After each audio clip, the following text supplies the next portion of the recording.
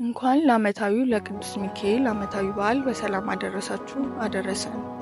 አንድ አምላክ በሆነ በአብ በወልድ በመንፈስ ቅዱስ ስም ሰኔ 12 በዚህች ዕለት የከበረ የመላእክት አለቃ የመልአኩ ሚካኤል የመታሰቢያውን በዓል ያከብራሉ። የሚያከብሩበትን ምክንያት እንዲህ ነው። እስክንድርያ በምትባል ከተማ አክላወበጥራ የተባለች ንግሥት የንጉሥ በጥለሚዎስ ልጅ ዙሃል ከሚባል ኮከብ ስም ያሰራችው ታላቅ ምኩራብ ነበረና በየዓመቱ ሰኔ በባተ በ12 ቀን በዚያ ምኩራብ ሕዝቡ ተሰብስቦ ታላቅ በዓል ያደርጉ ነበር። በዚህም ምኩራብ ውስጥ ዙሁል የሚሉት ታላቅ የነሐስ ጣዖት ነበረና በዓሉ በሚከበርበት ዕለት ብዙ ፍርዳዎችን ያረዱለት ነበረ። አባ ለእስክንድሮስ እስከተሾሙበት ዘመን ድረስ ለዚያ ጣዖት እንዲህ ሲያደርጉ ኖሩ። ይኸውም 300 ዓመት ምህረት ተፈጽሞ በአራተኛው ምዕተ ዓመት ውስጥ ነበር። አባ ለእስክንድሮስ በእስክንድርያ ከተማ ሊቀ ጳጳስና በተሾሙ ጊዜ ጻድቅ ቆስጠንጢኖስም በነገሰ ጊዜ የክርስትና ሃይማኖት ስለተስፋፋች ያን ጣዖት ሊሰብረው ወዶ ሳለ ጎስቋላዎቹ ሰዎች ከለከሉት። እንዲህም አሉት፣ እኛ በዚህም ቦታ ይህን በዓል ማክበር ለምደናል። እነሆ ካንተ በፊት 18 ሊቃነ ጳጳሳት አልፈዋል። ይህን ልማዳችንን አልለወጡብንም። አባ ለእስክንድሮስን ግን ገሰጻቸው፣ አስተማራቸው። ስህተታቸውን በመግለጥ እንዲህ አላቸው፣ ይህ ጣዖት የማይጎዳና የማይጠቅም ነው። እርሱንም የማምለክ ሰይጣናትን ያመልካችኋል። ምክሬንስ ብትሰሙ ቀድሞ እንደነበረ አድርጌ ይህን በዓል እሰራላችኋለሁ። ይኸውም ጣዖቱን እንድንሰብረው ምኩራቡንም እንድንባርከውና በከበረ በመላእክት አለቃ በሚካኤል ስም ቤተክርስቲያን አድርገን እንድንሰይመው ነው። እኛም ይህንን ትልቅ በዓል እንሰራለን። የሚታረዱትን ላሞችና በጎች ለድሆች፣ ለጦማዳሪዎች፣ ለችግረኞች በከበረ መልአክ ስም ምግብ ይሁኑ። እርሱ በእግዚአብሔር ዘንድ ባለሟልነትን ያለው ስለሆነ ስለኛ ይማልድልናል። ይህንንም ብሎ በዚህ በጎ ምክር አስወደዳቸው። እነርሱም ታዘዙለት። ከዚያም በኋላ ያንን ምኩራብ አድሰው በዚህ በከበረ የመላእክት አለቃ ሚካኤል ስም ቤተክርስቲያን አደረጉት። በዚህች ዕለት አከበሯት። እርሷም የታወቀች ናት። እስላሞች እስከነገሱበት ዘመን ኑራ ከዚያ በኋላ አፍርሰዋት በዚህ በዓል ተሰራ። እስከ ዛሬም ጸንቶ ይኖራል። ዳግመኛም በዚህች ዕለት እግዚአብሔር የመላእክት አለቃ ቅዱስ ሚካኤልን በነገዱ ውስጥ በመላእክት ሁሉ ላይ በብዙ ክብር ሾሙ። ይህም የከበረ መልአክ ክብር ይገባውና ጌታችን ፊት ስለ ሰው ልጆችና ስለ ፍጥረትም ሁሉ ይማልድልናልም።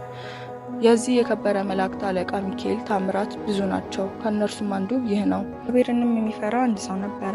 እርሱም የከበረ የሚካኤልን የበዓል መታሰቢያ በየወሩ በ12ኛው ቀን ይልቁንም በሰኔና በህዳር ወር አብልጦ ያከብር ነበረ። በጎረቤቱም ርኅራኄ የሌለው አንድ ባለጠጋ ሰው ነበር። ይህ እግዚአብሔርን የሚፈራው ሰውን የከበረ መልአክ የሚካኤልን በዓል በሚያደርግበት ጊዜ ይጣለውና ያቃልለው ነበረ። ለድሆች ስለ መራራቱን ይዘባበትበት ነበር። የሕይወት ዘመኑ ተፈጽሞ የሚሞትበትና ከዚህ ከኃላፊው ዓለም ድካም የሚያርፍበት ጊዜ ሲቀር የክቡር መልአክ ሚካኤልን የበዓሉን መታሰቢያ ታደርግ ዘንድ ምጽዋት ሰጪም ትሆን ዘንድ ሚስቱን አዘዛት። ከዚህ በኋላ ማረፈና ቀበሩት። ሚስቱም ጸንሳ ነበር።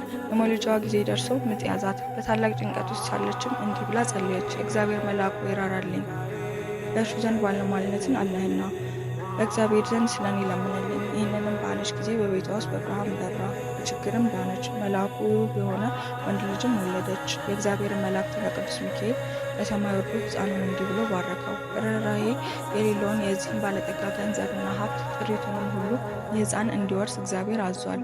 ባለጠጋውም በቤቱ በአልጋው ላይ ሳለ ጌታ ጆሮውን ከፍቶለት ይህንን ነገር ከመልአኩ ሰማ። ይህንን በሰማ ጊዜ ታላቅ ሐዘን ደረሰበት። ሕፃኑም የሚገደልበትን ምክንያት ይፈልግ ጀመረ። ነገር ግን ክብር ይገባውና ጌታ ይጠብቀው ነበር።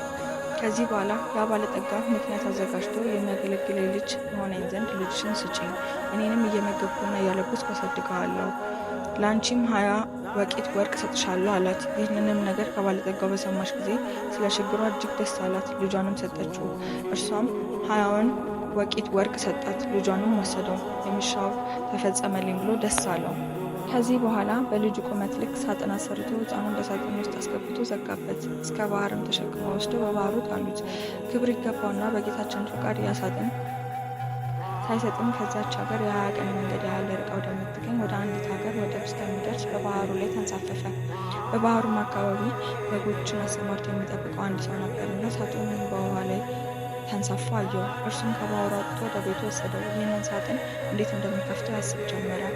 ይህንንም ሲያስብ ወደ ባሕሩ ይሄድ ዘንድ ጌታችን በልቦናው ሐሳብ አሳደረበት። ወዲያውኑ ተነስቶ ወደ ባሕሩ ሄደና አንድ ዓሣ የሚያጠምድ ሰው አገኘ። ዓሣ አጥማጁንም መረብህን በእኔ ስም ጣል፣ ለሚያዘውም ዓሣ ዋጋን እሰጥሃለሁ አለው። አጥማጁም እንዳለው አደረገ። ያን ጊዜም ታላቅ ዓሣ ተያዘ።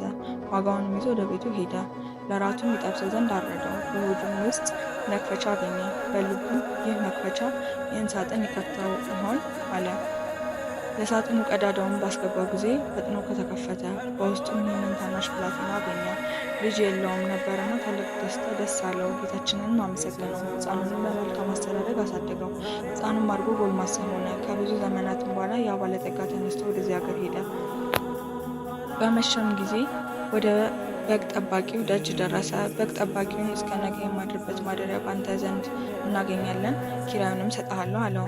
በግ አርቢውም እንዳልክ ይሁን እደር አለው። ባለጠጋውም በዚያ አደረ። እራት በሚቀርብ ጊዜ ሕፃኑን ባህራን ብሎ ጠራው። ባለጠጋውም ሰምቶ ልጅህ ነውን ብሎ ጠየቀው። በግ ጠባቂውም አዎ፣ ታናሽ ሕፃን ሆኖ ሳለ ከባህር አግኝቼዋለሁ፣ እግዚአብሔር የሰጠኝ ልጄ ነው አለው። ባለጠጋውም ለምን ዘመን አገኘው አለው። እርሱም ከ20 ዓመት ብሎ መለሰለት።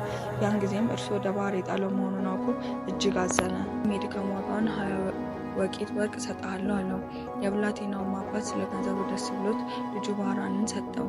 እንዲህ ብሎ አዘዘው፣ ልጄ ባህራን፣ ይህ የከበረ ሰው ስለ ጉዳዩ ወደ ቤትህ ይልክ ዘንድ ነው። ወደ ቤትህም በሰላም ትመለሳለህ። ያን ጊዜም ባለጠጋው ወደ መጋቢው እንዲህ ብሎ ደብዳቤ ጻፈ።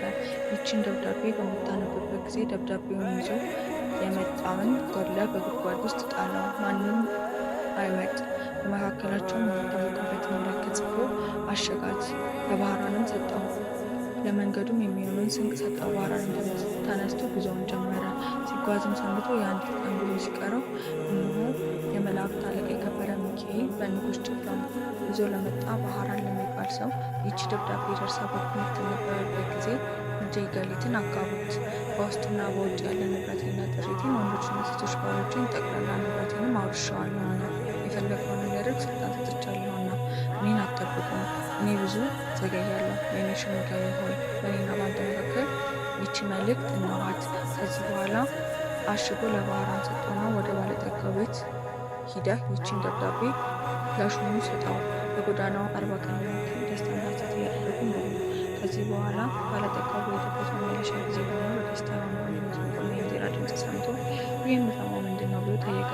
እነርሱም ስሙ ባህራን የተባለ የአንተን ደብዳቤ ላመጣ በመሳሳት ልጅህ ገሊትን አጋቡት። እነሆ ለ40 ቀናት የፈርድልና ገንዘብና ጥሪትን ሁሉ ወንዶችና ሴቶች ባሮቻቸውንም አንተ እንዳዘዝከን ሰጥተነዋል አሉት። ይህንን በሰማ ጊዜ ደንግጦ ከፈረሱ ላይ ወድቆ በድንገት ሞተ።